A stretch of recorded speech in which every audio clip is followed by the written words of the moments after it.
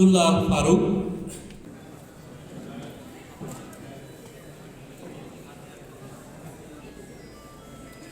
বিসমিল্লাহির রহমানির রহিম।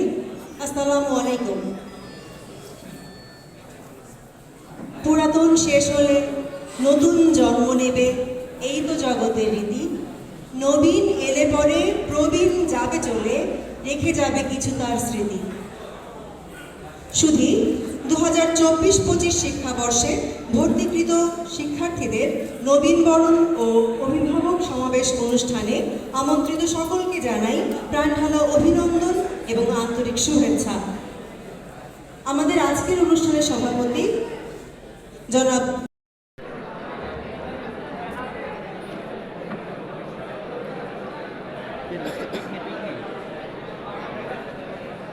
এটি একটি সুন্দর মুহূর্ত আপনাদের জন্য।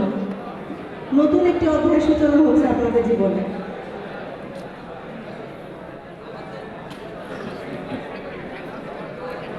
ধন্যবাদ সকলকে, ধন্যবাদ।